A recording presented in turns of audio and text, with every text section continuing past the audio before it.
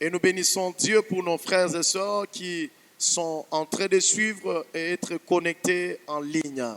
Na tunabariki Bwana kwa ndugu na dada ambao wanakuwa kwa mtandao na wanatufuata. Alléluia. Amen. Alors depuis le dimanche, Na tangu siku ya Mungu nous avions introduit cette semaine tulianza hii juma sous le thème kwa masomo Ma vie abondante. maisha yangu ya utele.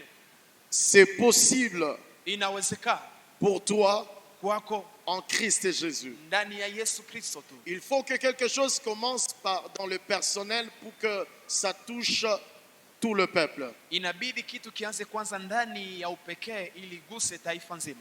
La Bible nous Biblia dit inatuambia tout est possible à celui qui croit en Jésus-Christ. yote yanawezekana kwa yule ambaye anaamini Yesu Et la Kristo. vie abondante, c'est l'appel du Seigneur. Na maisha ya utele ni mwito wa Bwana. Et hier, nous étions en train de donner les objectifs de Dieu derrière ces grands thèmes. Na jana tulikuwa na pana shabaha za Mungu nyuma ya hii mada kubwa. Nous avions donné le 4e Tulipana ile ya 4 et le 5e, nous avions dit, na ya 5 tulisema nous voulons le dire aujourd'hui, na tunapenda tuiseme leo. c'est que c'est ramener Jésus-Christ, c'est amener Jésus-Christ Ni kuleta Yesu Kristo dans la centralité de nos vies.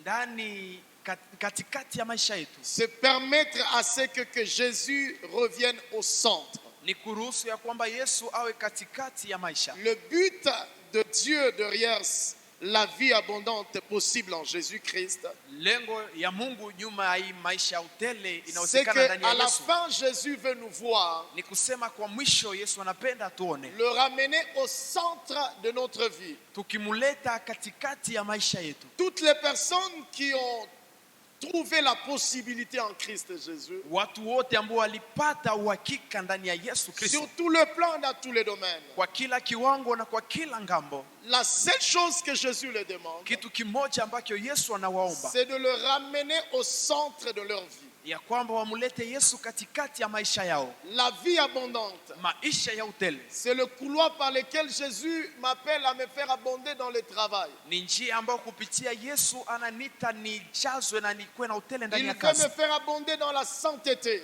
Anapenda akujaze na ukuwe na utele Il ndani ya veut me faire utakatifu. abonder dans la joie. Anapenda akupatie utele ndani ya Il veut furaha. me faire abonder dans les affaires. Anapenda akujazwe ndani ya makazi. Il veut me faire abonder dans l'amour du prochain. Anapenda akujaze na upendo wa kumpenda jirani Il yako. veut me faire abonder dans l'œuvre ou dans l'église. Anapenda akupende na akujaze na upendo wa kazi ya Après, kanisa. tout ceci, c'est que Jésus attend, Na hii yote ambayo Yesu anachunga c'est qu'il soit ramené au centre de toutes choses. ya kwamba anapenda yeye aletwe katikati ya mambo yote. Jésus, à la fin de ce programme, Yesu kwa mwisho ya mpango il veut nous voir anapenda tuangalie être au centre du carrière qui est de ton travail. ya kwamba tuwe katikati ya kazi yetu. C'est bien toi qui es en train de demander à Jésus, Jésus protège mon Ni travail. vizuri wambako naomba Yesu alinde kazi yako. Mais est-ce que tu es aussi partie prenante que Jésus soit au centre de ta carrière? Je, utakubali ya kwamba Yesu awe katikati ya kazi yako? Jésus, sans être au centre de ta carrière, Yesu bila kuwa katikati ya tu utaalamu seras wako, surpris de beaucoup de choses. utashangazwa ndani ya mambo mengi. À la fin de ce programme, Na mwisho wa mpango, Jésus veut nous aider Yesu anapenda tusaidie d'être au centre de l'église. awe katikati ya kanisa. Toute église où Jésus n'est pas au centre, Kila kanisa yote ambapo Yesu haiko katikati, même si l'on faisait semblant, mais derrière les postures en se tenant à la chair ou dans les ministères, hata kama wataangalia kama vile wanajitia nyuma ya kanisa na ndani ya huduma, au finish, il y a quelque chose que Dieu viendra révéler dans cette église combien il n'a pas été au centre. kwa mwisho Mungu atakuja funua ndani ya ile kanisa mara ngapi ya kukuwa katikati ya kanisa. À la fin de ce programme, Mwisho ya mpango, Jésus veut se voir être au centre de ton mariage. Yesu anapenda awe katikati ya ndoa yako. Bien-aimés dans le Seigneur, Wapendwa ndani ya Bwana, je rencontre garçons et filles qui sont en train de courir pour dire, Seigneur, donne-moi l'homme de ma vie, donne-moi la femme de ma vie. Toutes ces prières sont légitimes parce que Dieu nous a dit par l'apôtre Paul, ninakutana wasichana na wakichana ambao wanakimbia Mungu, nipatie mume mke wa maisha yangu. Il dit, Ni yote ambayo mtume Paulo anatuambia. béni soit Dieu. Anasema abarikiwe Mungu. C'est Dieu qui nous bénit, Ni Mungu ambaye anatubariki. qui nous a bénis de toute bénédiction Yeye ambaye alitubariki na kila baraka dans les lieux célestes en Christ Jésus. ndani ya mbingu, ndani ya Yesu Kristo. Si c'est Jésus qui en est l'auteur, Kama ni Yesu ndiyo mwanzilishi, c'est qu'il cherche qu'il soit au centre de ta vie. ni kusema ile ambayo anatafuta awe katikati ya maisha yako. Qu'importe le coût et le poids de la vie. Ingawaje fimbo na nguvu za maisha, Lorsque tu décides de ne pas faire Jésus au centre de ton histoire, wakati unaamua kutokutia Yesu katikati ya maisha yako, prépare-toi à quelque chose. ujitayarishe kwa matokeo Est-ce que fulani. Jésus il a créé le mal? Je, ni Yesu ndiye aliumba ile mabaya? Pas du tout. Hapana. Est-ce que tous les problèmes que nous avons sont l'auteur du Seigneur? Non. Je, kila shida zote ambazo tunapitia ni Mungu ndiye mwanzilishi? C'est Hapana. le péché de l'homme. Ni dhambi ya C'est la mwanadamu, désobéissance de l'homme. ni kutokutii ya mwanadamu. Jésus veut être ramené au centre de Yesu nos vies. anapenda aletwe katikati ya maisha yetu. La vie est l'ensemble de beaucoup de choses. Maisha inakuwa muungano ya mambo mengi. Tu veux entreprendre, Unapenda uanze kazi. mais est-ce que tu es partie prenante? Je, unakubali? Est-ce que tu es partant? Je, uko tayari Et que Jésus veut qu'il soit au centre de ta vie. ya kwamba Yesu anapenda awe katikati ya maisha yako?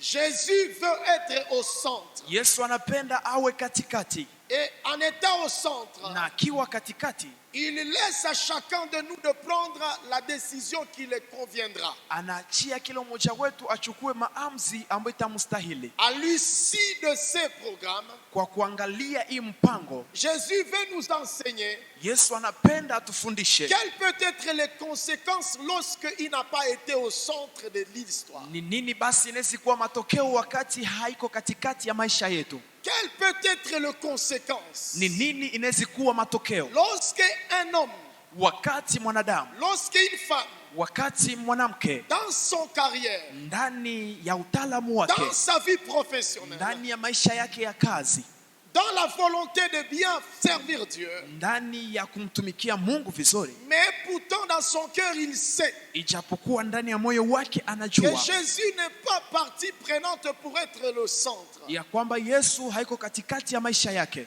Il y a beaucoup de choses qui arrivent dans leur vie Kuna mambo mengi ambayo inafika ndani ya maisha yao et dont le Seigneur sera en train de lever seulement la main. ambao Bwana atakuwa anainua tu.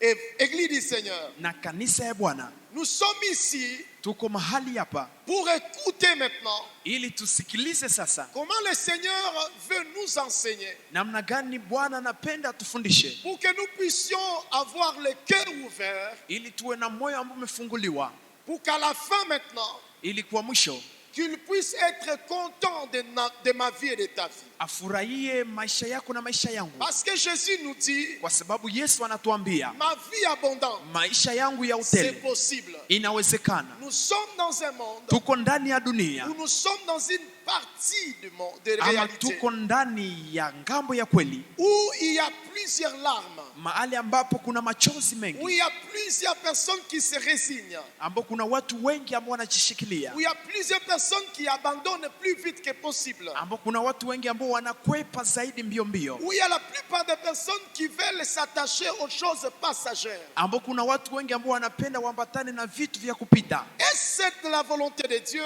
Je, ile ni mapenzi ya Mungu? Pas du tout. Hapana, si C'est mapenzi. pourquoi je vous ai présenté, avant de terminer ces objectifs, quelque chose. Ndio maana niliwaonesha mbele nimalize malengo kitu fulani, En vous présentant deux philosophes. nikiwaonesha wafilosofia wawili, Des philosophes qui ont étudié quelque part. wafilosofi wawili ambao walijifunza nafasi fulani, Dont le premier a dit ceci: ambao wa kwanza alisema hivi: la valeur d'une coupe, thamani ya kikombe c'est lorsque elle est pleine. ni hapo ambacho kimejaa. Un autre, à son époque, Na ingine kwa wakati wake, est venu contredire sa philosophie mwingine naye alikuja kusema ingine en wazo, disant la valeur d'une coupe, c'est lorsque elle est vide. naye akisema thamani ya kikombe ni wakati ambacho ni kitupu. Mais le deuxième, il s'est limité à cette philosophie. lakini ule mtu wa pili yeye aliishia kwa ile wazo. Mais le premier, il a continué à vouloir relever la tête. Lakini ule mtu wa kwanza yeye alipenda aendelee ndani ya mawazo. Il a dit la valeur d'une coupe. Akasema samani ya kikombe. La valeur d'une coupe, samani ya kikombe, c'est sa plénitude. ni ujazo wake. Là où il y a la plénitude dans la coupe, mahali ambapo kuna ujazo ndani ya kikombe, c'est là qu'il y a la gloire. ni mahali hapo ndipo kuna La utukufu. vie abondante, Maisha ya utele elle appelle à la plénitude. inaita mtu kwa Là ujazo. où il y a la plénitude, Mahali ambapo kuna ujazo, là où il y a la gloire. ni ndipo kuna utukufu. Lorsque le Seigneur, il amène une vie abondante, Wakati Yesu analeta maisha ya utele, il amène la gloire. analeta pia Là utukufu. où est la gloire, Mahali ambapo kuna c'est utukufu, là où les gens veulent aller. hapo ndipo watu wanapenda Là où il y waende. a la gloire dans une famille, Mahali ambapo kuna utukufu ndani ya c'est là jamaa, que les gens peuvent aller. ni hapo ndipo watu wanaweza kuendea. À l'issue de ce programme, Tukiangalia hii mpango, le Seigneur veut nous voir Bwana anapenda tuangalie être ramenés au centre. ya kwamba tumemuleta Le katikati. Seigneur veut nous voir Bwana anapenda atuone arriver à être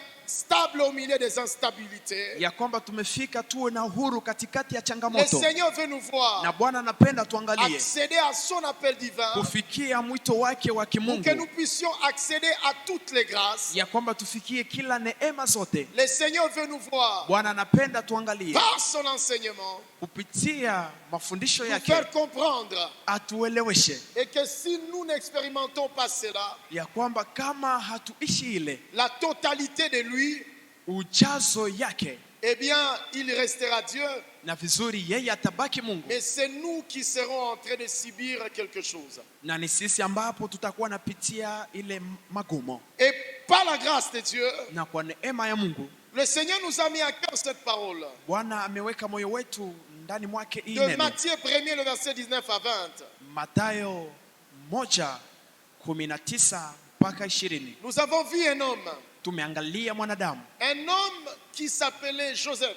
mwanadamu ambaye aliita Yusufu. Il a vécu à son temps, Aliishi kwa wakati et wake, son histoire est la réalité de son problème. na historia yake ndiyo kweli ya shida yake, Et une raison de plus na sheria ya zaidi. d'aller poser la question à Dieu, Alimswali Mungu, qu'est-ce qu'il lui a fallu ou il lui a valu pour qu'il soit au-dessus de réalité. ni nini ilimpasha ili akuwe juu ya kweli zote. La Bible nous dit, Na Biblia inatuambia comme il y pensait. gisi alikuwa nafikiria. Bien-aimés dans le Seigneur, Wapendwa ndani ya Bwana, à l'ère où nous vivons, mahali wakati ambapo les tunaishi, gens veulent penser selon le monde. watu wanapenda wafikiri kulingana na Et dunia. les gens finissent par nous dire, Watu wanamalizika wakituambia tout n'est pas dans la Bible, yote haiko ndani ya Biblia, il ne faut pas vous accrocher à tout dans la Bible. na msiambatane na yote ndani ya Biblia. Mais j'aimerais dire à quelqu'un ce soir, Lakini mimi nilipenda kumwambia mtu jioni si ya vous leo, voulez affronter le monde,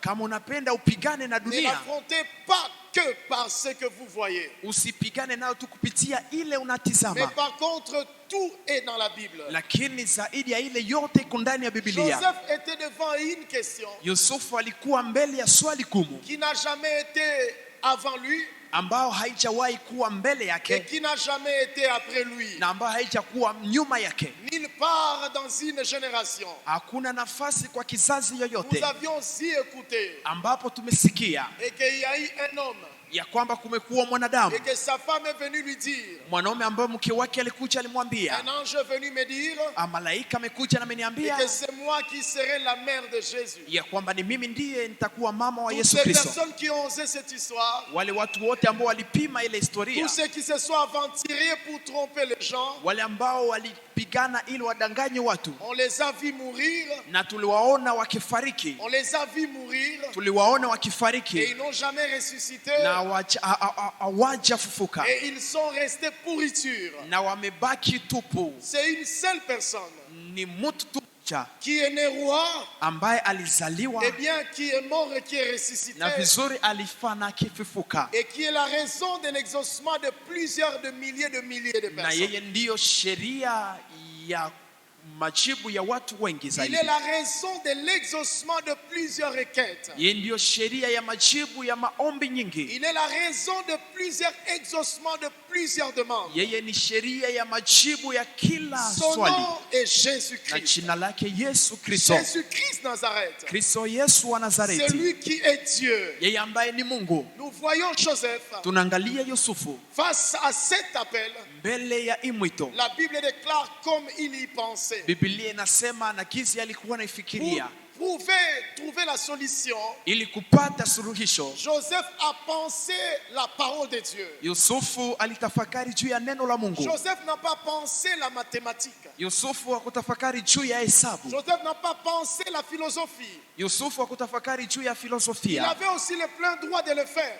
Alikuwa na sheria pia ya kuifanya. Il pouvait aller consulter les philosophes. Angeenda angalia wasomi, Parce que Dieu n'a pas créé l'homme comme un robot. kwa sababu Mungu hakumuumba mwanadamu kama vile Dieu a sanamu, créé l'homme avec toute la liberté. lakini Mungu alimuumba mwanadamu pamoja na Joseph pouvait aussi aller consulter le féticheur. na Yusufu naye angeenda kutembelea waganga, Mais Joseph n'a pas eu le temps d'aller là-bas. lakini Yusufu hakukuwa na wakati ya kwenda Cela kule. ne veut pas dire qu'il n'a pas été sollicité. Ile si kusema ya kwamba hakushauriwa aende kwa Il a waganga. été sollicité, Alishauriwa, mais il a triomphé face à toute sollicitation. lakini alipata ushindi mbele ya kila Il shauri. a pensé d'abord la parole de Dieu. Alitafakari kwanza juu ya neno la Mungu. Les hommes et les femmes qui pensent à obéir aux orientations de Dieu. Wanaume na wanawake ambao wanafikiri kwanza kutafakari juu ya Les neno la hommes et Mungu. les femmes qui jeûnent et qui prient. Wanaume na wanawake ambao wanafikiri na wanaomba na Les hommes et wanafunga. les femmes qui pensent laisser leur être affranchis par le Seigneur. Wanaume na wanawake ambao wanafikiri na kutafakari kurejeshwa upya kupitia Et dans Bwana. les cas ici pour encourager l'Église à abonder dans la prière et dans les jeûnes, Na kwa nafasi hii kutia juhudi kanisa kuingia ndani ya mafungo na maombi. c'est que les hommes et les femmes qui pensent Dieu, Ni kusema wanawake ambao wanafikiri juu qui ya Mungu, pensent aux choses de Dieu, ambao wanatafakari juu ya mambo ya Dieu Mungu. donne les réponses à leurs préoccupations. Mungu anapana majibu kwa maswali yao. Pourquoi Dieu veut nous donner les réponses à toutes préoccupations? Kwa nini Mungu anapenda tupatie majibu kwa Parce que maswali le yetu? monde est fermé. Kwa sababu dunia Le imefungwa. monde est fermé. Dunia imefungwa. Et la Bible déclare que c'est par l'Église, les puissances, les dominations seront la sagesse de Dieu. Na Biblia inasema kupitia kanisa ndipo pale watawala watajua hekima ya Mungu. Dieu veut donner à l'Église, Bwana anapenda apatie par la kanisa parole de Dieu. kupitia neno la Mungu. C'est-à-dire que quand nous venons prier, Ni kusema wakati tunakuja kuomba, nous ne venons pas prier comme des perdus. hatukuje kuomba kama vile watu ambao wamepoteza. C'est pourquoi nous résistons ici Ndio maana tunabaki hapa à toute foi mensongère, kwa kila imani ya uongo, comme ce qui se passe dehors. kama vile ile ambayo inapitika nje. Quand je peux voir mon pays, Hata wakati napoona nchi yangu, un pays avec un appel grand, nchi ambayo inakuwa na mwito mkubwa, mais un appel qui ne répond pas aux préoccupations. lakini nchi ambao haijibu kwa majibu Et maswali. c'est là même Na kupitia ile hata que certaines personnes au dehors, ambao watu wengi nje en voyant la réalité de la vie chrétienne et de l'Église, wakiangalia maisha na kweli ya maisha ya kanisa, ont cette tendance de croire, wanakuwa na ile namna ya kuamini, comme certains philosophes ont pensé, ont dit, kama vile watu wamoja walifikiri na et que kusema l'Église serait l'opium du peuple. la kwamba kanisa itakuwa kiongozi kia taifa. L'opium du peuple, non, non, l'Église est comme l'opium. L'opium, c'est Bangui. Kanisa itakuwa kama vile bangi En d'autres ya termes, taifa. l'Église est considérée comme les lieux où les gens viennent, on les fait chanvrer et puis ils sortent comme s'ils n'ont plus de l'intelligence. Kwa usemo mwingine, watu wanaangalia vile kanisa ambao watu wanakuja na wanawapatia bangi na wanatoka kama vile wana akili. Frères et sœurs dans le Seigneur, Ndugu na dada ndani ya Bwana, puisque Dieu veut à chaque fois donner à celui qui pense à sa parole. zaidi pale Mungu ambapo anapenda apatie kwa kila wakati ule ambaye anafikiri juu ya Celui neno qui lake, pense d'abord à Dieu, ule ambaye anatafakari kwanza juu ya Mungu, Dieu lui donne les réponses à ses préoccupations. Mungu anampatia majibu kwa maswali yake. Dieu a créé l'homme Mungu amemuumba mwanadamu pour être la voie de sortie face à toute préoccupation. kukuwa njia ya kutokea mbele ya kila Le majibu. monde est préoccupé. Dunia inakuwa na maswali Le nyingi, monde est pressé. dunia inakimbizwa, Mais le monde ne veut pas obéir à la parole de Dieu. lakini dunia haipendi.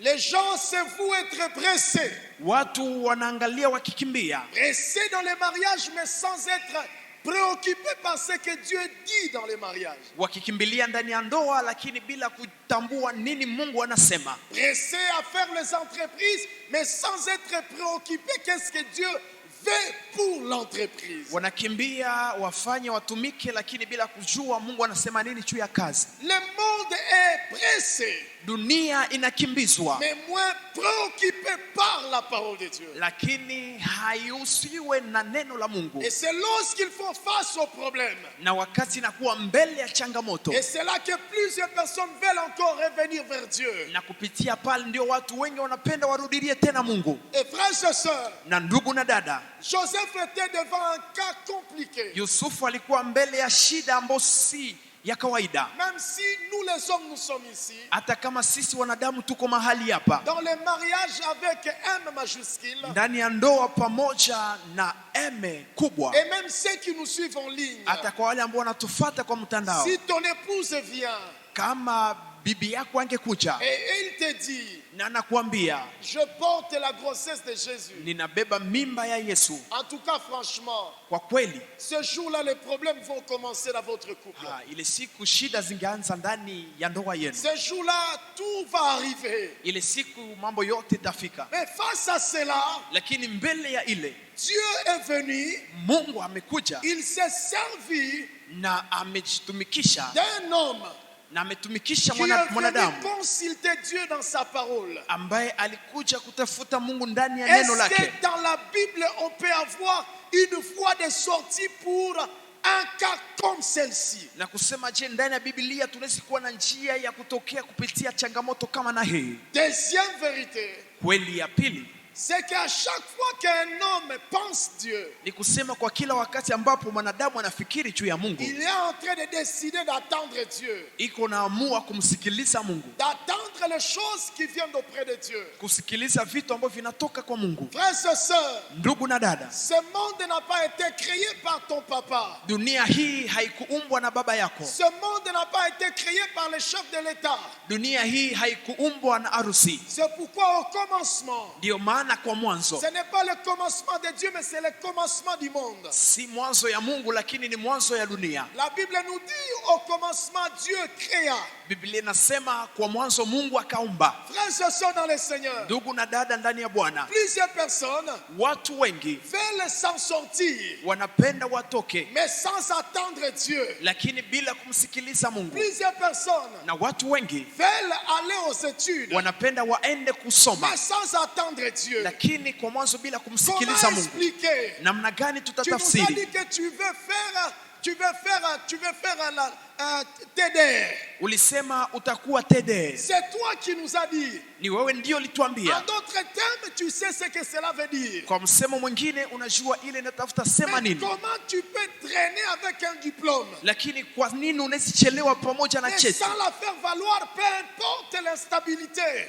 bila kuheshimisha ingawaje changamoto? Frères et sœurs, Ndugu na dada, même s'il peut y avoir la famine, hata kama kunaweza kuwa njaa, mais Dieu toujours. lakini Mungu kila siku C'est pourquoi il t'a amené aux études. ile ambayo iliacha na kubeba somoni C'est juste pour sauter la famine. ni ili atoshe njaa. En d'autres termes, Kwa msemo mwingine, Dieu, quand il nous prépare, Mungu wakati anatutayarisha, Dieu, quand un homme a entendu Dieu, wakati mwanadamu anasikiliza Mungu, cet homme, ule mtu ou cette femme, ama ule mwanamke, peu importe les réalités instables, ingawaje hali za changamoto, il se tient toujours au-dessus. anashimama tu juu. C'est pourquoi le livre d'Amos est en train de nous Ndio dire, maana kitabu cha Amosi kiko natuambia Dieu veut fermer le brèche. Mungu anapenda afunge. Si en nous les brèches ne sont pas fermées, Kama ndani mwetu breshi hazifungwe, nous sommes comme les gens qui sont naturels. tunakuwa kama watu wa kawaida. Et nous et les païens, il n'y aura pas la différence. Hata sisi hata na wapagani hakutakuwa Et nous et les utofauti. païens, il n'y aura pas la différence. Hata sisi hata wapagani hakutakuwa C'est utofauti. pourquoi je ne cesse toujours de vous dire, Ndio maana siache kusema moi je suis vraiment contre niko kinyume du fait que plusieurs personnes pensent, kupitia ile ambao watu wengi wanafikiri, quand on vient à l'église, wakati tunachokuja kanisani on est une autre personne, tunakuwa mtu mwingine on réfléchit comme on est à l'église, na tunafikiri kama vile tuko et kanisani, quand on sort de l'église, na wakati pale ambapo on tunatoka devient kanisani encore une autre personne. unakuwa tena mtu On mwingine, réfléchit selon être en dehors de l'église. unawaza kama vile mtu ambaye yuko nje ya kanisa. Troisième chose. Kitu ya tatu, Mais dans la deuxième chose, je voulais terminer avec ceci. lakini ndani ya kitu ya pili nilipenda nimalize na hii neno. Les hommes et les femmes qui pensent attendre Dieu, Wanaume na wanawake ambao wanafikiri kumsikiliza Mungu, qui décident d'attendre ambao Dieu, wanaamua kumsikiliza Mungu, comme Joseph, kama vile Yusufu. non seulement qu'ils attendent Dieu dans toutes choses, Hapana tu wanamsikiliza Mungu kwa mambo yote, mais Dieu leur donne les réponses aussi à toutes choses. lakini Mungu anawapatia majibu kwa mambo yote. La vie ici est remplie de questions. Maisha hapa inajaa maswali. Si ce ne sont pas des questions, ça peut être des énigmes. Kama haiko maswali inaweza kuwa matamko fulani. Si ce n'est pas des énigmes, ça peut être tout simplement des mots. Kama haiko tamko inaweza kuwa maneno fulani. Mais que ce soit des énigmes ou que ce soit des mots, Ikuwe tamko ama ikuwe maneno, il faut finir toujours par les décoder. inabidi kumalizika kwa mwisho kujua ni nini. C'est ça ce que la Bible nous montre par Na la vie de ile Joseph. ndio Biblia inatuonyesha kupitia maisha ya Yusufu. La Bible nous dit, Biblia inatuambia son fiancé est venu lui dire, mchumba wake alija na kumwambia, je porte la grossesse de Jésus. ninabeba mimba na ni mimba ya Yesu. Et lui, il était prêt à le quitter. Na yeye alikuwa tayari kuachana Et naye. le verset 20, 19 et 20, la Bible nous dit, Lakini 20 Biblia inatuambia comme il pensait. wakati ambapo alikuwa naifikiria. Troisième chose, Kitu ya tatu, à chaque fois qu'un homme et une femme pensent Dieu, kwa kila wakati ambapo mwanadamu anafikiri juu ya à Mungu, chaque fois qu'un homme et une femme pensent aller écouter la parole de Dieu, pale ambapo mwanadamu anatafakari kwenda kusikiliza neno la Mungu, aller s'asseoir pour être enseigné, pour être déformé afin d'être formé. huenda na kuketi ili kwa mwisho abadilishwe, Parce que le monde nous a déformés. kwa sababu dunia imetubadilishwa kwa ngambo nyingine. Les mensonges du diable nous a déformés. Uongo wa shetani imetubadilisha kwa ngambo sio Les nzuri, péchés, n'en parlons même pas. na zambi tuseme hata ile, Certaines gloires, n'en parlons même pas. utukufu mmoja tusiseme hata, Certaines possessions et acquisitions de biens de ce monde, n'en parlons même pas. kuwa na vitu vizuri vya dunia vile tusivizungumzie hata. C'est pourquoi la Bible va nous dire, Ndio maana Biblia itatuambia et que ce jeune homme riche, ya kwamba ukijana tajiri il était tellement déformé. alikuwa zaidi amebadilishwa, C'était la scène que quand Jésus lui a dit, zaidi ambapo wakati Yesu alimwambia, va et vends tout ce que tu as, enda na uujishe mambo yote ambayo unakuwa nayo, et viens et suis-moi. na baadaye uje na unifuate. La Bible nous dit qu'il était perplexe. Na Biblia inasema alishangaa na Il kasirika zaidi, était perdu alipotea zaidi et il n'est plus revenu. na hakukucha. Et Jésus a dit quelque Na chose. Yesu akasema kitu kimoja, Donc les hommes et les femmes ni kusema wanawake na wanaume qui pensent d'abord Dieu, ambao wanafikiri kwanza juu ya Mungu, les hommes et les femmes wanaume na wanawake pensent Dieu, ambao wanatafakari juu ya Mungu eh bien c'est là vizuri, ile Dieu permet Mungu à anaruhusu rendre leur voie prospère. ya kurejesha maisha yao isitawi. La vie est faite de voies. Maisha inafanywa na imani, La Bible nous montre, na Biblia inatuonesha il est question des disciples. ni swali ya wanafunzi. Jésus va monter dans leur barque. Yesu ataingia ndani ya mtumbo wao, Et la Bible nous dit, na Biblia inatuambia ils sont revenus la nuit et ils n'ont rien pêché. Walikuja usiku kuvua, lakini hawakuvua hata samaki Ils moja. étaient professionnels. Walikuwa wataalamu. Ils étaient qualifiés dans leur métier. Walikuwa wataalamu ndani ya kazi yao. Ils ont développé ce métier. Walikuwa wameishi ile kazi siku nyingi. Ils ont fini par le maîtriser. Lakini walimalizika wakijua namna gani ya Ils ont kuvua samaki. maîtrisé le principe de l'économie. Walijua namna ya kukamata samaki. Ils ont maîtrisé tout. Walielewa mambo yote. Mais bizarrement, lakini ya kushangaza, ce jour-là, ile siku c'était le lieu favorable. ilikuwa wakati mzuri Parce que c'est la nuit. kwa sababu ilikuwa usiku. Ils ont la maîtrise de leur travail. Walikuwa najua namna ya kutumika C'est kazi yao. pourquoi ils ne sont pas partis pêcher la journée. Ndio maana hawakuenda kuvua kwa usiku. Ils sont partis pêcher la nuit. Lakini walienda kuvua usiku. Mais bizarrement, lakini ya kushangaza, les gens qui ont la maîtrise de leur travail, watu ambao wanaelewa vizuri kazi yao, ils sont revenus frustrés. walirudi na huzuni. Église, Kanisa ya tu Bwana, peux avoir un diplôme, unaweza kuwa na cheti, mais frustré. lakini ukiwa na huzuni. Église, Kanisa, tu peux avoir un appel, unaweza kuwa na mwito, mais frustré. lakini unakuwa tena na huzuni. Église, Kanisa, tu peux avoir un mariage, unaweza kuwa na ndoa, mais frustré. ndani mwake mnajaa huzuni. Église, Kanisa, tu peux avoir un projet, unaweza kuwa na kazi, mais mipango, frustré. lakini unakuwa na Tu huzuni. peux appartenir à une famille élevée, Unaweza kuwa ndani ya jamaa ambayo imeinuliwa, mais frustré. lakini unakuwa na Le huzuni. problème se situe où? Shida inapatikana wapi? Parce que tu ne veux pas attendre Dieu Ni kwa sababu haupendi kumsikiliza Mungu pour qu'il te révèle les voies par lesquelles il faut passer. ili mwenyewe akufunulie njia ambayo inabidi Tu upitie. peux avoir l'argent, Unaweza kuwa na pesa mais le perdre lakini parce kuipoteza que tu voulais entreprendre un commerce, kwa sababu ulipenda uanze biashara mais qui moja n'est pas la voie du moment. ambayo si njia ya ile wakati. Frères et sœurs, Ndugu na dada, j'aimerais répéter à l'église, nilipenda nirudilie kwa ne kanisa, soyez pas dans ceux-là qui tombent dans le msio piège, miongoni mwa wale ambao wanaanguka ndani ya mitego, qui vous disent que tout n'est pas dans la Bible. ambao wanawaambia ya kwamba yote hayaandikwi ndani ya Biblia. Sachez ce soir Mjue jioni ya leo que tout est dans la Bible. ya kwamba yote inaandikwa Mais ndani ya le plus Biblia. grand problème des gens, Na shida kubwa ya watu qu'est-ce que c'est à quoi vous pensez? ni nini ambayo mnafikiria? Quand tu te réveilles, tu penses à quoi? Wakati unaamka unafikiria nini? Quand tu marches, tu penses à quoi? Wakati unatembea unafikiri juu ya nini? Et derrière les choses pour lesquelles, autour duquel tu penses, Na nyuma ya mambo ambayo unafikiria détermine qui tu vas devenir demain. inaonesha nani utakuwa kesho. Et nous sommes en train de dire à l'église, Na tuko naambia kanisa, Dieu veut nous amener à une vie abondante, Mungu anapenda tulete ndani ya maisha ya utele, mais qui fait preuve que c'est possible en Christ Jésus. lakini ile ambayo itaonesha ya kwamba inawezeka kwa Kristo Yesu. Et là, par la grâce de Dieu, Na hapa kwa neema ya Mungu nous avions donné ces premiers sous-thèmes tulipana hii somo ndogo pour montrer combien que le monde est dans le vide. ili tuoneshe mara ngapi dunia iko ndani ya giza. Même dans Jean chapitre 3, je l'ai toujours dit ici dans le passé, Hata ndani ya Yohane sura kile ya 3 nilisema siku ambazo zinapita, quand la Bible dit que l'Éternel, car Dieu a tant aimé le monde, wakati Biblia inasema Mungu alipenda ulimwengu, eh bien, beaucoup de gens ne veulent pas s'identifier à l'amour du monde qui est Jésus. na watu wengi hawapendi wajiweke ndani ya upendo ambao ni Yesu Kristo. C'est la raison pour laquelle plusieurs personnes ne veulent pas réfléchir ou penser Jésus. Ndio maana watu wengi hawapendi tafakari juu ya Yesu. Ils sont en train de marcher comme si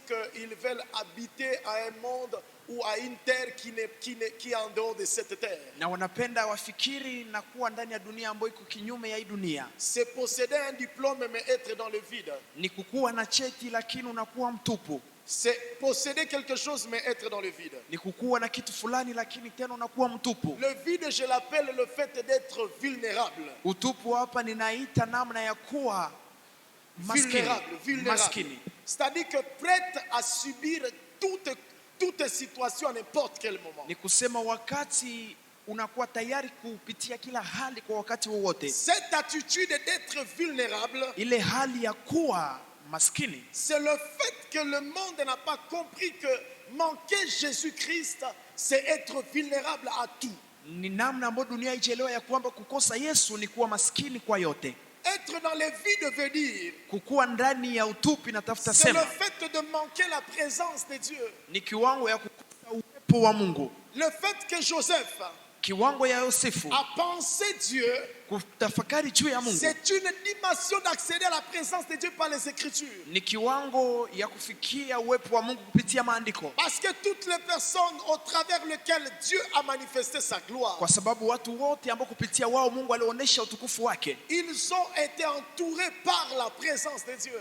walizingirwa na uwepo wa Mungu. La présence de Dieu, c'est, plusieurs personnes connaissent comme le fait seulement de chanter mystérieusement. Uwepo wa Mungu watu wengi wanajua ya kwamba ni kuimba tu na nguvu, Mais la présence de Dieu, je la trouve dans ma Bible, c'est le fait aussi également de répondre, de recevoir de Dieu et enfin de répondre ou de solutionner à toute diversité de problèmes. na uwepo wa Mungu naipata ndani ya Biblia ni kiwango ya kupana suluhisho kwa kila shida.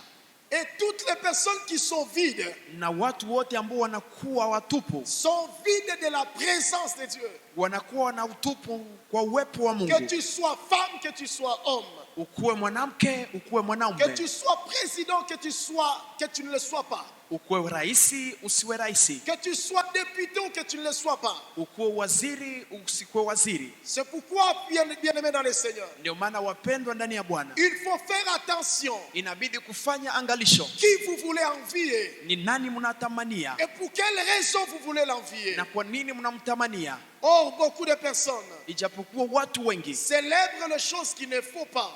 wanasherekea vitu ambavyo havistahili, Et c'est cela le mal de plusieurs personnes. na ni ile ndiyo kose ya watu wengi. Je voulais placer quelque chose cet après-midi Nilipenda niweke kitu kimoja jioni pour nous aider à comprendre ili tusaidie et kuelewa que c'est ma vie abondante. ya kwamba maisha yangu ya C'est utele possible en Jésus-Christ. inawezekana ndani ya Et si Kristo c'est Yesu, possible pour toi en Jésus-Christ, na vile vile inawezekana kwako ndani ya c'est Kristo pour Yesu. quel intérêt? Ni kwa sheria gani? C'est pour quel intérêt? Ni kwa fursa gani? Aussi longtemps que, alors que Jésus n'est pas au centre de ta vie. Siku zote Yesu haiko katikati ya maisha yako. Jésus n'est pas au centre de ta maison. Mungu haiko katikati ya maisha yako. Jésus n'est pas au centre de ton travail. Yesu haiko katikati ya kazi yako. Jésus n'est pas au centre de ta carrière. Yesu haiko katikati ya kazi yako. Alors si Jésus n'est pas au centre, Na sasa kama Yesu haiko katikati, penses-tu que tu t'en sortiras? je, unadhani ya kwamba utatoka? Proverbe 22, Mezali 22 le verset 4e. mstari wake wa 4. Donnez-nous Proverbe 22. Mtupatie Mezali 22. Voici ce que l'homme de Proverbe nous dit. Mtuangalie hii mtu wa Mezali anatuambia nini? Le fruit de l'humilité, Matunda ya kujishusha de la crainte de l'Éternel, ya woga wa milele c'est la richesse, ni utajiri, la gloire utukufu et la vie. na maisha. Allô, Alo, allô, alo, allô, alo, allô. alo. Nous voulons lire ensemble. Tunapenda tusome pamoja. Lisons ensemble. Tusome 1, pamoja. 2, 3. Les fruits de l'humilité, Maisha ya kujishusha de la crainte de l'Éternel, ya woga wa milele c'est la richesse, ni utajiri, la gloire utukufu et la vie. na maisha. Alléluia. Amen. Qui veut les dollars? Nani anapenda dolari? Qui veut les dollars? Nani anapenda dolari? Voici la formule. Angalia mbinu. Qui est en train de chercher d'être connu dans le commerce ici? Nani kuna tafuta ajulikane ndani ya biashara hapa? Bon, voici la formule. Angalia mbinu. Voici la formule. Angalia mbinu. Allô? Alo, Allô? alo. Il faut qu'à l'issue de ces programmes, même ce soir, que quelqu'un accepte de dire que Seigneur, je pensais mal, formate-moi encore. Vous savez quoi? Quand je médite de ces textes, je dis 3 ou 4 leçons seulement. Vous savez, quand un jeune il accède au travail, non, quand je dis jeune, je ne suis pas en train de dire, mais seulement, même quelqu'un, il peut avoir 40 ans, mais il a les 100 gènes.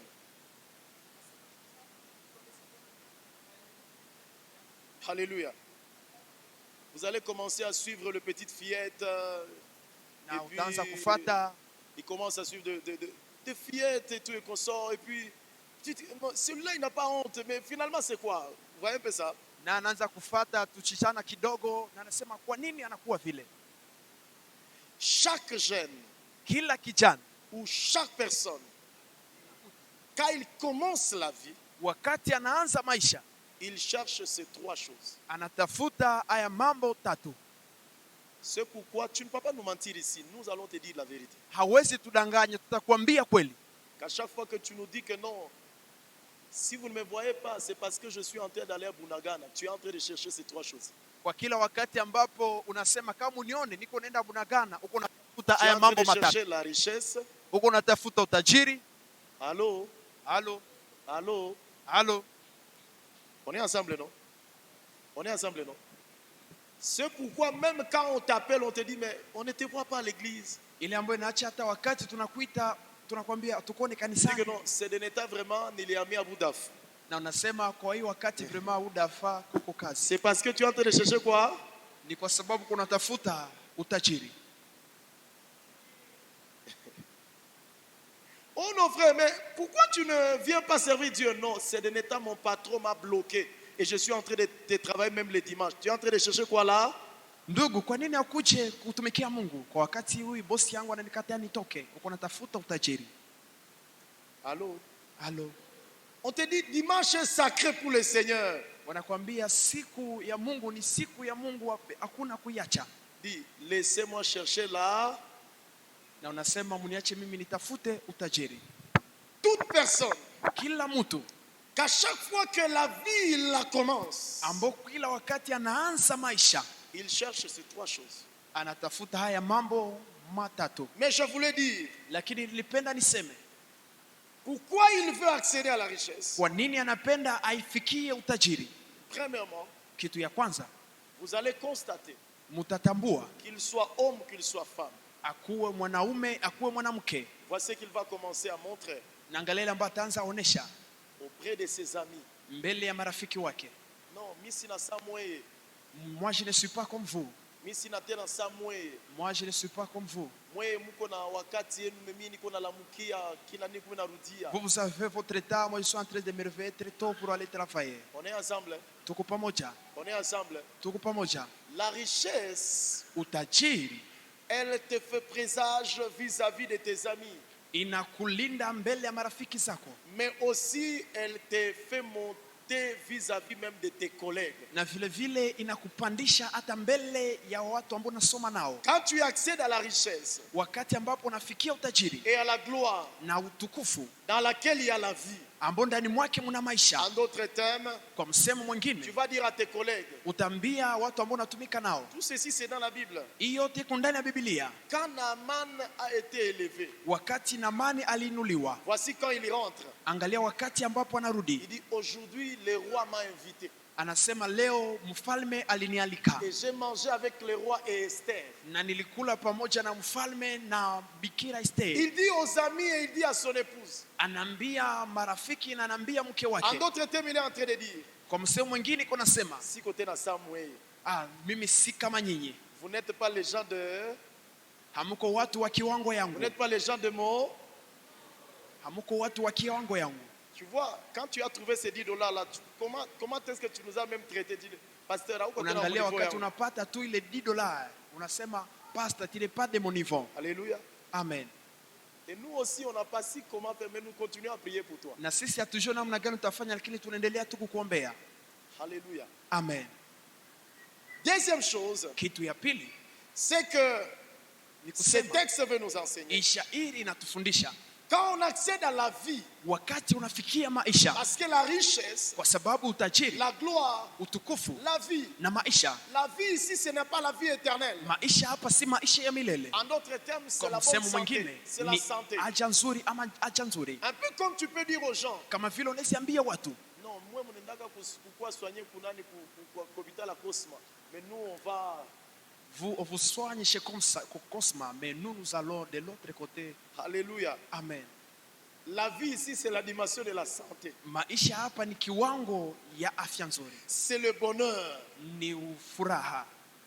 Mais regarde, Lakini angalia, le fruit de l'humilité tunda ya kujishusha et de la crainte de l'Éternel, na ya woga wa milele c'est aussi la richesse. vile vile nao pia ni utajiri. Alléluia. Amen. Frères et sœurs, Ndugu na dada, il y a de richesses spirituelles kuna utajiri wa kiroho et qu'il faut tenir. ambao inabidi ushikilie, Mais beaucoup de gens sont en train de courir aux choses visibles. lakini watu wengi wako nakimbilia mambo tu Mais yanaonekana, quand ça arrive, na wakati ambapo inafika ils ne sont pas capables de les tenir. hawana nguvu ya kuishikilia. Frères et sœurs, Ndugu na dada, Dieu veut nous amener à une vie abondante. Mungu anapenda tulete ndani ya maisha ya ujazo, Mais dans la vie abondante dans laquelle lakini ndani ya maisha ya ujazo ambayo Jésus-Christ doit être au centre. Yesu ambayo inabidi awe Si katikati. Jésus est ramené au centre, Kama Yesu analetwa dans katikati la vie de quelqu'un, ndani ya maisha ya mtu, je suis en train de dire à quelqu'un, niko naambia mtu, si Jésus, kama Yesu il est réellement au centre de ta vie, kweli kweli iko katikati ya et maisha quand il est yako, au centre, na wakati ambapo iko tu katikati laisses que tout ce qui est en Jésus unaacha ambayo yote iko ndani ya Yesu commence à être l'expression de ta vie. ianze kuwa tamko ya maisha yako. Je suis en train de te dire, Niko nakwambia, là où on dira que tout est fermé, mahali ambapo watasema milango là où imefungwa, on dira que tout le monde ne peut pas vivre. mahali ambapo watasema hakuna mtu ambaye anaishi Mais kule, puisque Dieu dit, lakini kwa sababu tu Mungu le amesema fruit de l'humilité, ya kwamba matunda ya kujishusha de la crainte de l'Éternel, na woga wa Bwana c'est la richesse. ni utajiri. En d'autres termes, Kwa msemo mwingine, tu ne dormiras pas affamé. hautalala njaa. En d'autres termes, Kwa msemo mwingine, ta boutique ne manquera pas de gens y entrer. chakula haitakosa En kwako. d'autres termes, Kwa msemo mwingine, ton diplôme ne chômera pas. cheti chako En hakitakosa d'autres kazi. termes, Kwa msemo mwingine, ta maison ne s'écroulera pas. nyumba yako En haitazama. d'autres Kwa termes, msemo mwingine, tes enfants ne seront pas souillés. watoto wako En hawatachafuka. d'autres termes, Kwa msemo mwingine, lorsqu'on cherchera les enfants élevés, wakati watatafuta watoto ambao wameinuliwa comme au temps de Job, na watakuja comme au temps de Job, kama kwa wakati wa Job. la Bible nous dit, Biblia inatuambia dans les pays toutes, ndani ya taifa wote il n'y avait aucune maison, hakukukuwa hata nyumba moja excepté la maison de Job, kutosha tu nyumba ya Yobu, dans laquelle ambao ndani mwake il y avait les enfants loyaux, kulikuwa watoto wa heshima, il y avait les enfants préférables, kulikuwa watoto wa il y avait kufurahia, la richesse recherchée. kulikuwa utajiri ambao Si ce unatafutwa. n'était que dans la maison de Job, Kama haikukuwa tu ndani ya nyumba ya je suis Yobu, en train de dire à l'église, niko naambia kanisa, ramenons Jésus au centre tulete Yesu katikati et tu verras na et utaona tu expérimenteras na utaishi l'abondance car c'est possible pour toi. utele, kwa sababu inawezekana kwako. Alléluia. Amen.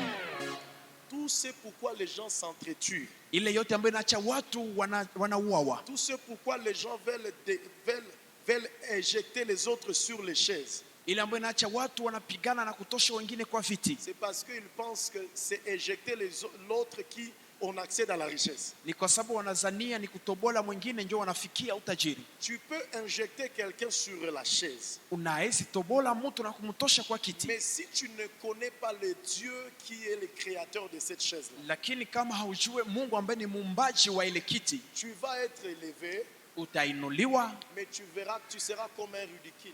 lakini utakuwa kama vile mtu ambaye anazaraulika.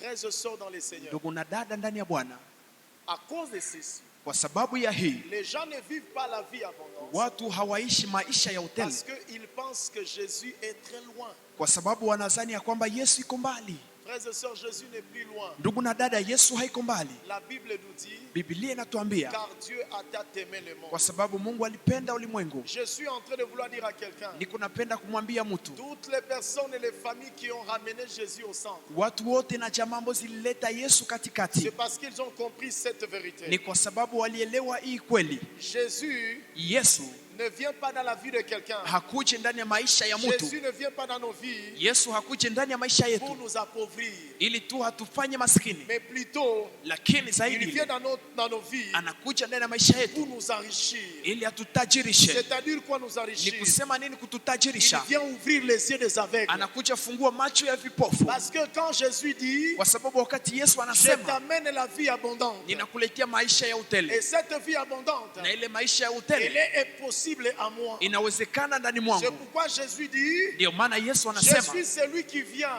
mimi ndimi ninakuja pour ouvrir les yeux des ili aveugles. nifungue macho ya Je suis vipofu. celui qui vient Mimi ndimi ninakuja pour ouvrir les oreilles des sourds. ili nifungue masikio ya Oh, wenye laisse-moi te hawasikii. dire, Acha il y nikwambie, a des personnes kuna watu qui partent à l'église ambao wanaenda et kanisani qui ont encore les yeux fermés. na ambao wanakuwa tena na macho ambayo Il y a des inafungwa. personnes qui partent à l'église Kuna watu ambao wanaenda mais kanisani qui ont les oreilles fermées. ambao wanakuwa na masikio ambayo imefungwa. Laisse-moi te le dire dans la Bible. Acha nikwambie ndani ya La Biblia. Bible nous dit dans Marc Biblia chapitre 5, inatuambia ndani ya Marko 5. la Bible parla de la multiplication. Biblia ikizungumzia kwa mikate ambayo La ilizidishwa. Bible dit que la foule suivait Biblia Jésus. inasema umati ilikuwa namfuata Yesu. Alors que Jésus a posé cette réalité, Ijapokuwa Yesu alionyesha hii kweli, il dit aux disciples, na naambia wanafunzi donnez-leur vous-même à manger. muwapatie nyinyi wenyewe ile ya Les kula. disciples ont vu la foule Na wanafunzi wakaangalia et umati ils ont dit à Jésus, na wakaambia Yesu, la foule est grande, umati ni la mkubwa. foule est immense.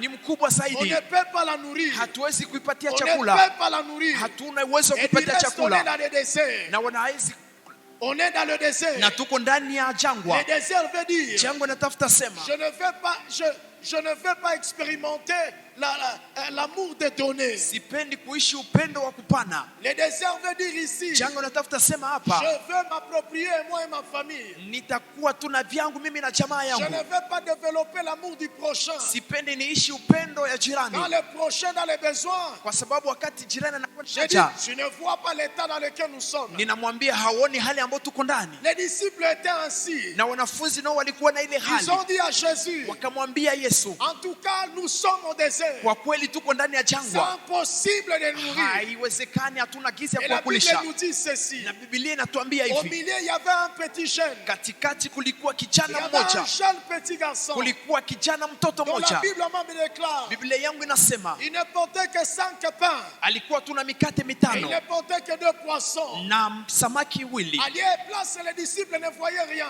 kwa nafasi ambapo wanafunzi hawakuona À kitu, lieu et place, Jésus parlait aux disciples, mais n'écoutaient pas. kwa ile nafasi ambapo Yesu alikuwa anazungumzia Et il y wanafunzi avait lakini un petit hawakusikiliza. garçon Lakini kulikuwa qui kijana a vu et qui a écouté. ambaye aliona na Et qui akasikiliza a compris que celui qui appelle, na akaelewa ya kwamba ule ambaye anaita il est celui qui est le faiseur de beaucoup de choses. yeye ambaye ni mtimilizi wa mambo Non yote. seulement Jésus a nourri plusieurs personnes par le 5 pains et les 2 poissons. Hapana tu Yesu alikulisha watu 5,000 kupitia mikate Mais vous 5 na savez samaki quoi, 2. j'aime la Bible. Lakini mnajua pamoja nami napenda Biblia. Alors que Jésus a fini à nourrir plus de 5 000 personnes. Ijapokuwa Yesu alimalizika kulisha watu 1,500 Les disciples ont participé à collectionner les restes. na wanafunzi wakaogota ile ambayo ilibaki. Mais vous savez quoi? Na mnajua nini? Après avoir collectionné, Kisha kuunda ile ambayo eh ilibaki, bien, les paniers ne sont pas revenus aux disciples. na vizuri vitunga havikukuja kwa Jésus wanafunzi. a ramené les paniers à celui qui avait 5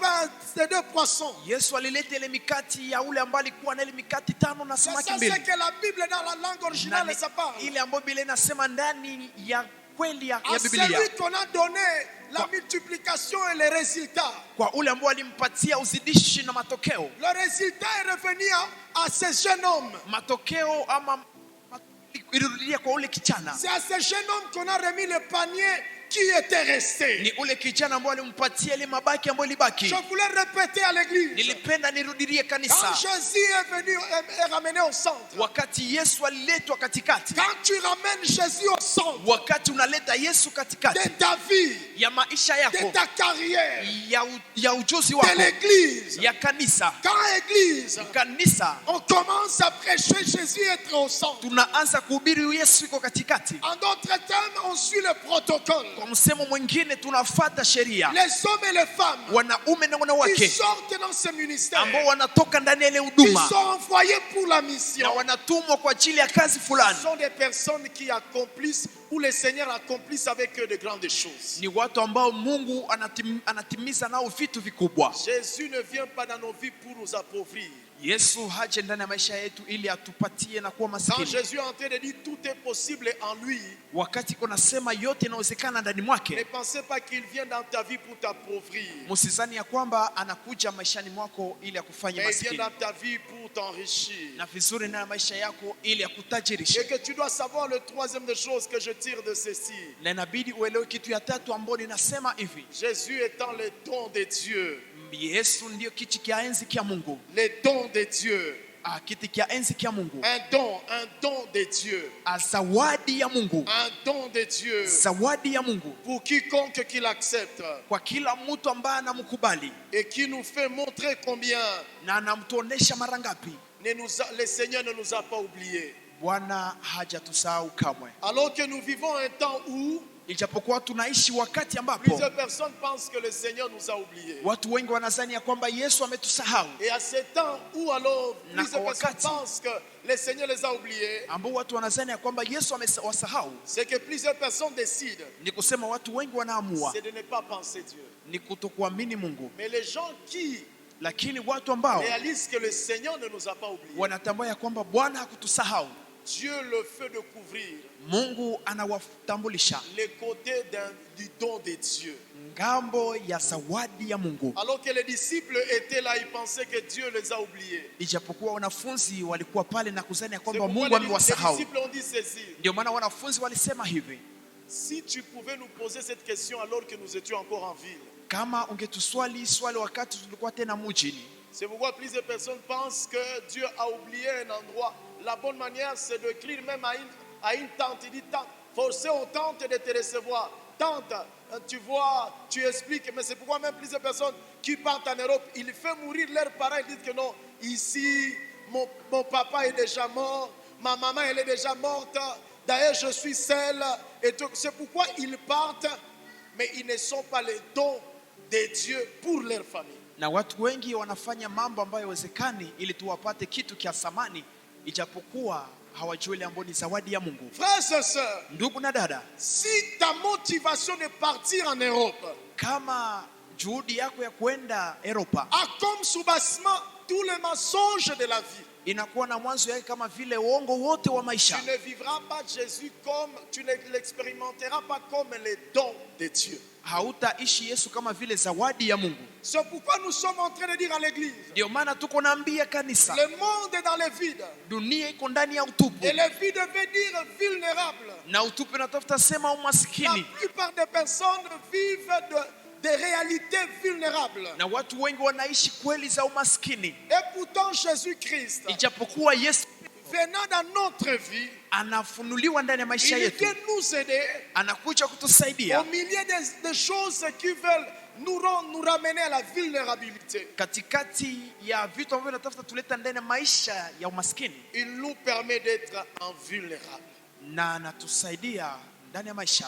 Frères et sœurs, Ndugu na dada, je voulais dire à quelqu'un ce soir, nilipenda niambie mtu jioni ya leo, pensez Dieu kufikiri juu ya Mungu pour avancer dans la connaissance de Christ. ili kuendelea ndani ya ujuzi wa Kristo. Ce n'est pas une perte de temps. Haiko kupoteza wakati.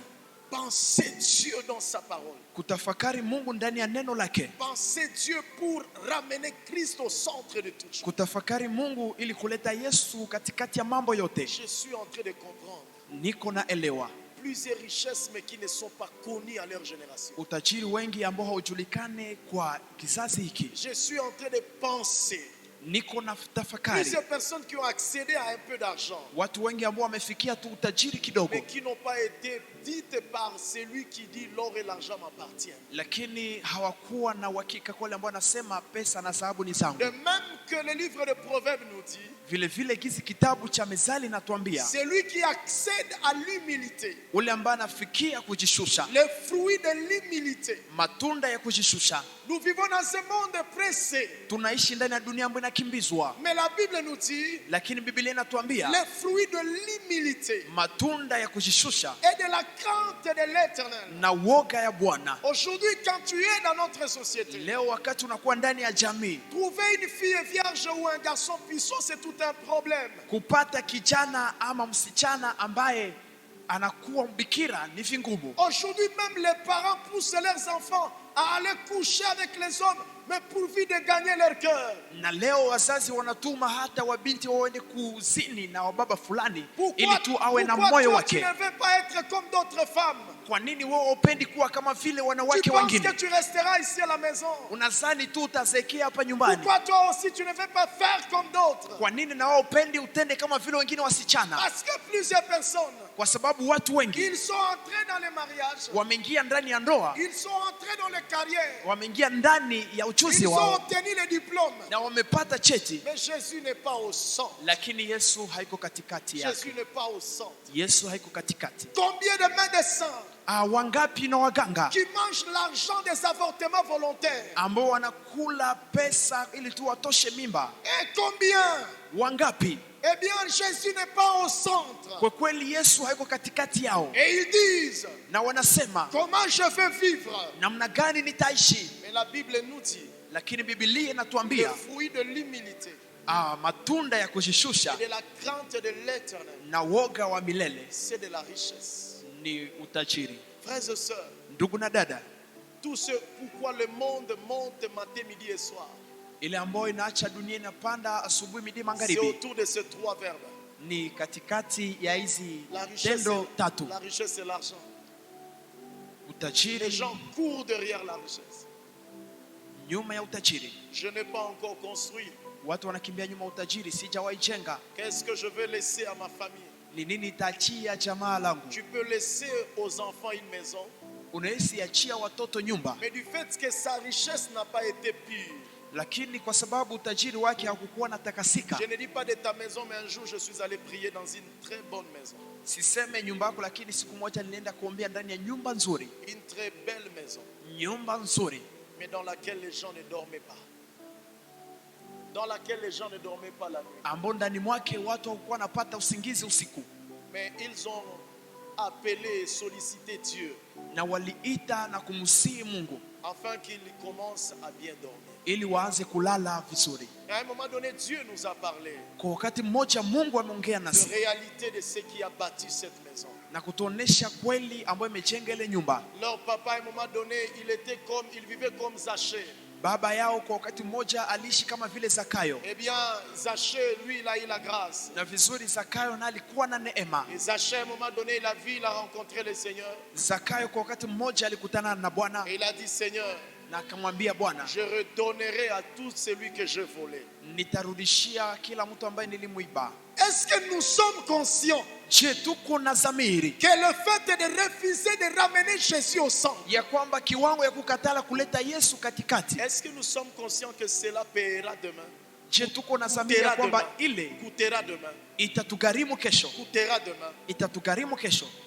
Combien de familles, Jamaa ngapi combien de jeunes, au vijana wangapi, combien de personnes watu wangapi sont prêts pour tuer, wako tayari kuua, sont prêts pour donner des poisons, wako tayari kupana sumu mais derrière seulement l'argent. juu tu kupata pesa? Mais l'Éternel nous dit, Na wa milele anatuambia le fruit de l'humilité matunda ya kujishusha et de la crainte de l'Éternel, na woga wa milele c'est la richesse. ni utajiri. Les raisons de la richesse, Na sheria ya c'est utajiri juste pour dire aux gens, ni kuambia tu watu, moi je ne suis plus comme vous. mimi si kama nyinyi.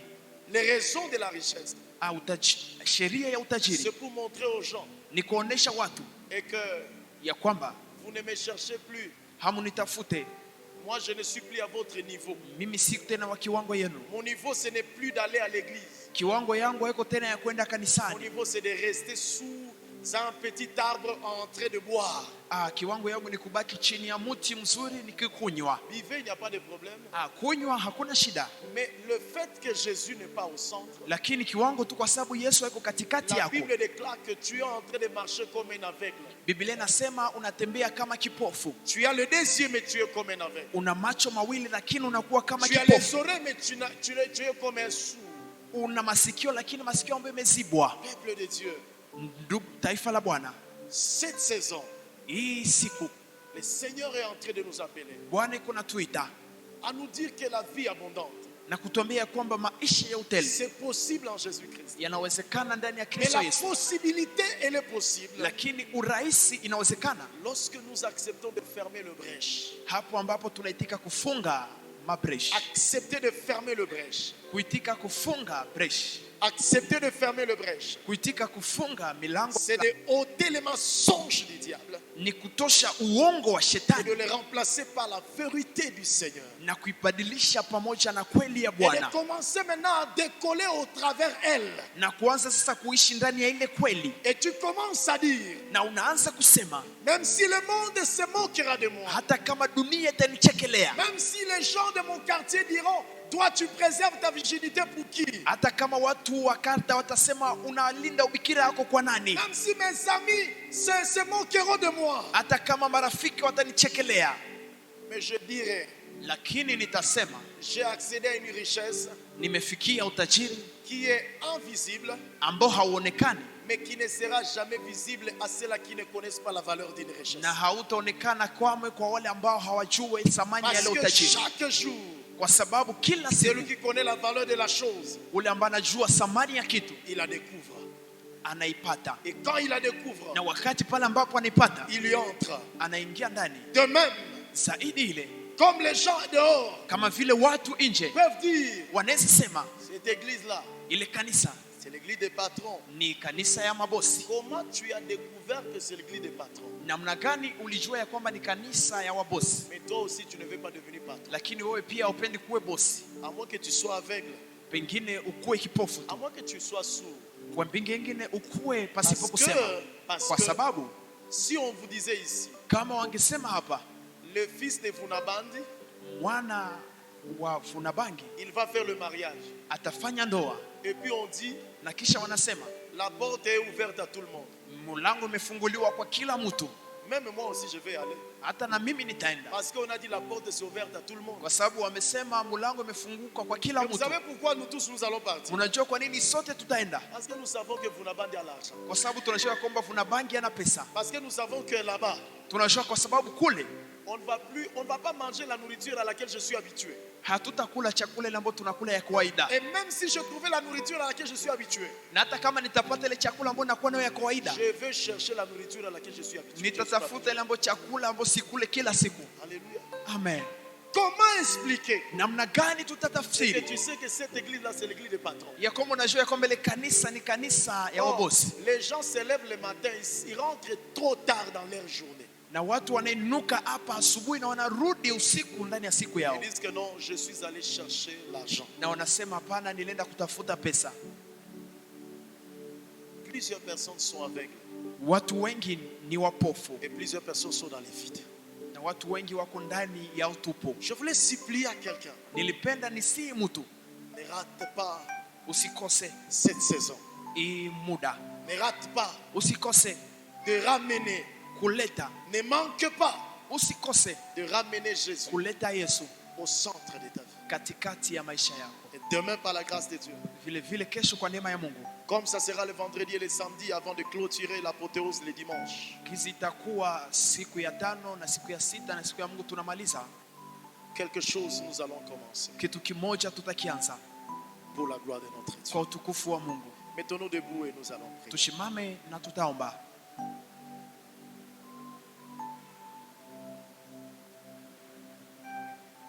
On va chanter ces chants, ça résonne dans mon esprit. Tutaiba hii wimbo, inaingia ndani ya moyo Et wangu. ensemble avec la chorale, nous allons vraiment prier parce que nous sommes Pamoja na au temps. kwaya tutaomba Et nous allons vraiment prier le Seigneur. na tutabariki Bwana. Que le Seigneur t'ouvre les yeux. Que le Seigneur, le Saint-Esprit, nous ouvre les yeux. Bwana na Roho Mtakatifu atufungue macho.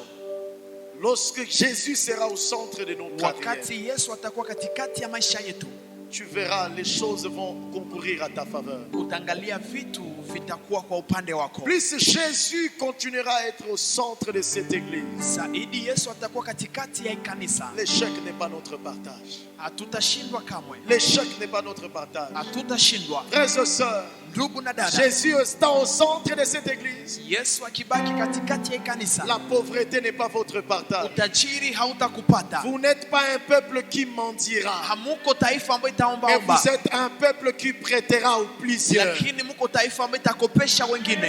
Vous êtes ce peuple qui prêtera à plusieurs. Muko ile taifa ambayo itakopesha Parce que watu le wengi, Seigneur vous révèle kwa le sababu pouvoir. Bwana anakufunulia utukufu. Alors nous allons chanter avec la chorale. Na sasa tutaimba pamoja na kwaya.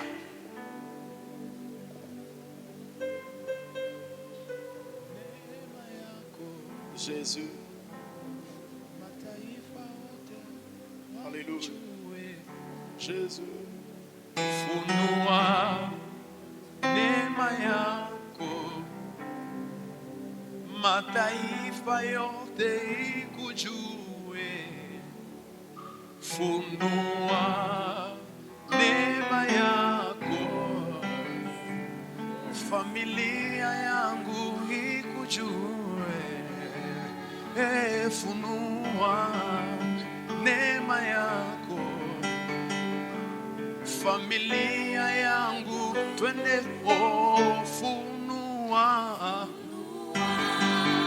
Neema yako, mataifa, mataifa yote wakujue.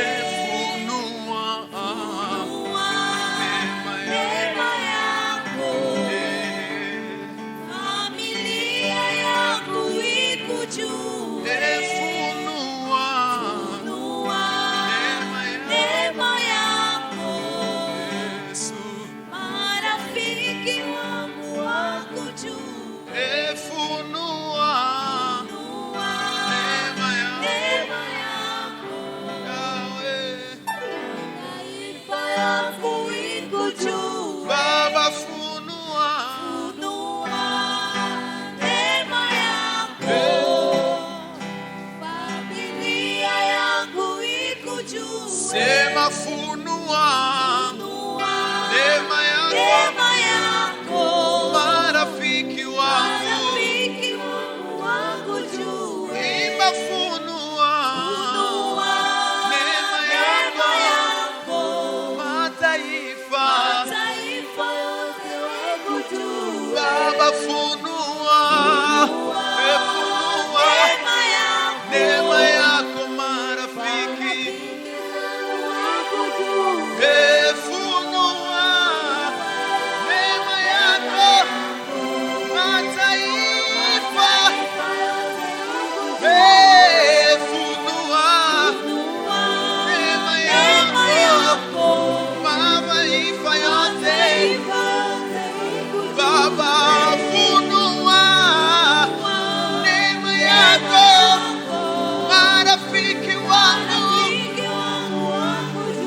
Baba funua neema yako, jamaa langu lote, neema yako, oh Baba, neema yako, neema yako, neema yako, usiniache mimi kupitwa Baba na neema yako, neema yako, neema yako, neema yako, neema yako, neema yako, neema yako, neema yako, neema yako,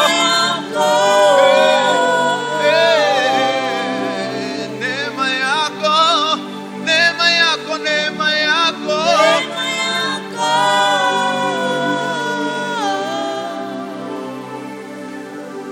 Tu vas commencer à prier le Seigneur. Utaanza kumwomba Bwana.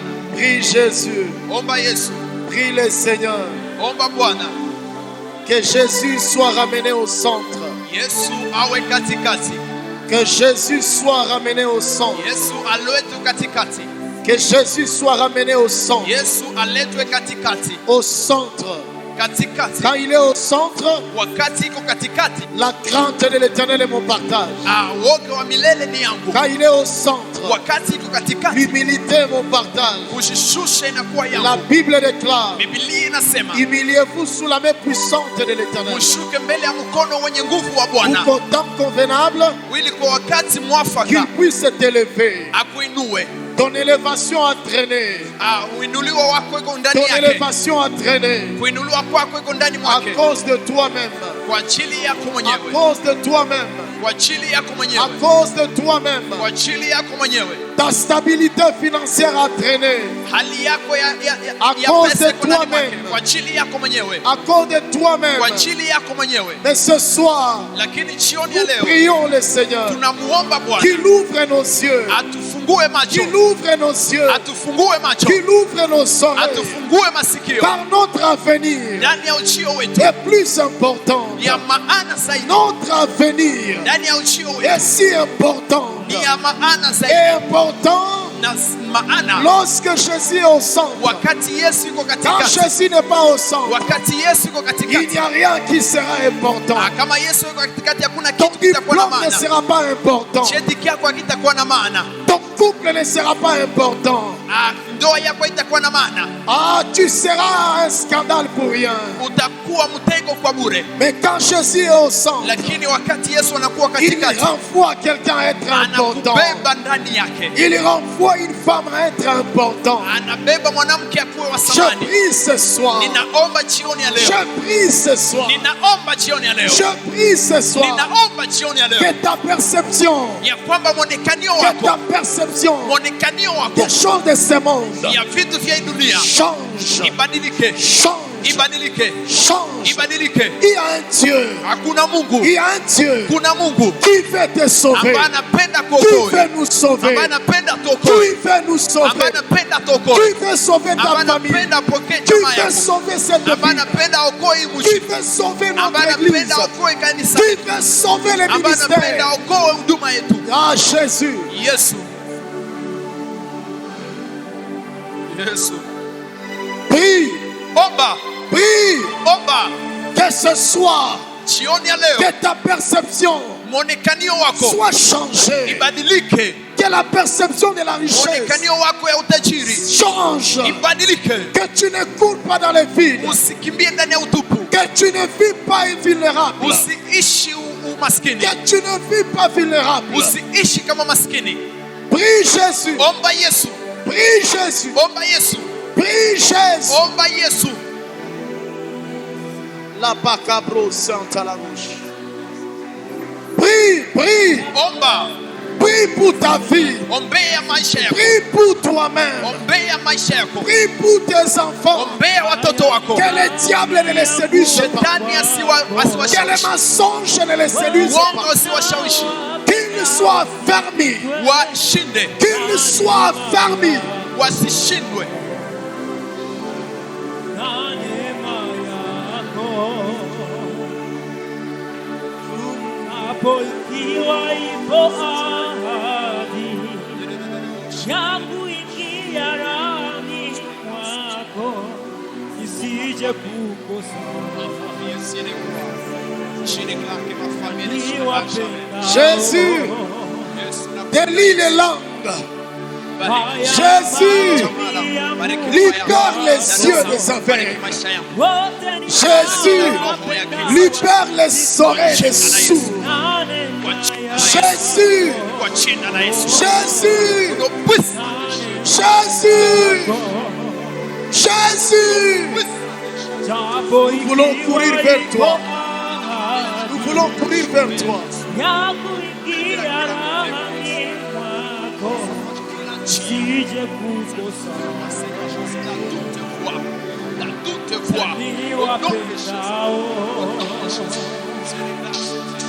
Prie Jésus.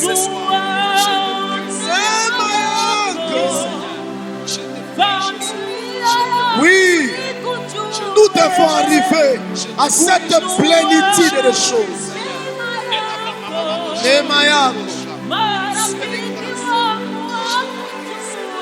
Alléluia. Jésus. Jésus. mataifa yote ikujue. Funua neema yako, familia yangu. Funua neema yako. Prie Jésus. Prie Jésus. Ramène-les au centre de ton cœur. Au centre de ta vie. Au centre de ton diplôme. Au centre.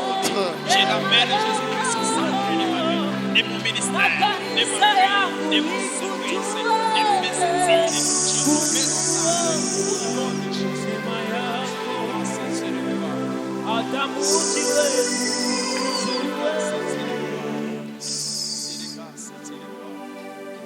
Confessons la grâce.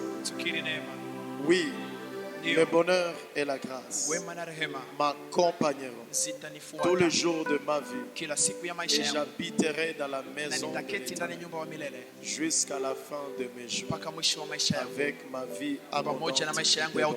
Que Dieu te bénisse et Dieu nous bénisse. Amen.